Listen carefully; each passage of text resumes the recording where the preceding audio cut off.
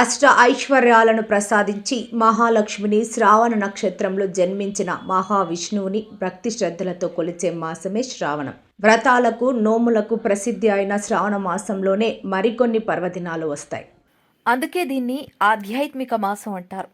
ఇంటి ముందు కట్టే మామిడి తోరణాలు, గుమ్మాలకు పెట్టే పసుపు కుంకుమలు, మహాలక్ష్మిల రూపంలో వచ్చిపోయే ముత్తైదువులు, సాంప్రదాయ వస్త్రాల్లో మెరుస్తూ ఇల్లంతా కలయి తిరిగే ఆడపడుచులు, ఇలా శ్రావణం అంటేనే ఓ సందడి, ఓ ఆనందం. సిరి సంపదలతో పాటు విద్య, ధ్యానం, సంతానం, ఆరోగ్యం, కీర్తి, శక్తి, విజయాలను ప్రసాదించమంటూ అష్టలక్ష్మణులను కొలిచే ఈ మాసంలో మరికొన్ని పర్వదినాలు ఉన్నాయి. శ్రవణం విష్ణుమూర్తి జన్మ నక్షత్రం. చంద్రుడు పౌర్ణమి తిథి నాడు శ్రావణ నక్షత్రంలో సంచరించడం వల్లే ఈ మాసానికి శ్రావణం అనే పేరు వచ్చింది. తెలుగు మాసాల్లో ఇది 5వ నెల. పూజలకు, నోములకు, వ్రతాలకు విశేషమైన ప్రాధాన్యం ఉండే ఈ నెలలో వచ్చే సోమవారాలు పరమేశ్వరుడికి ప్రీతికరమని శాస్త్రాలు చెబుతున్నాయి.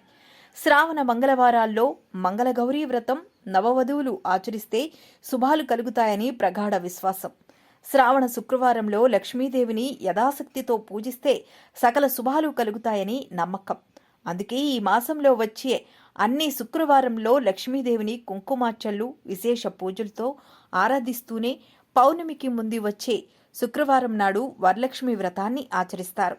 శ్రావణ పౌర్ణమికి జంధ్యాల పౌర్ణమి అనే పేరు ఉంది. ఈరోజు మహిళలు తమ సోదరులకు రక్షాబంధన కట్టడం సాంప్రదాయం. ఇలా ఈ మాసమంతా భక్తి శ్రద్ధలతో ఇంటిల్లిపాది భక్తితో తన్మయత్వం చెందుతుంటారు. ఓం శ్రీ మాత్రే నమః.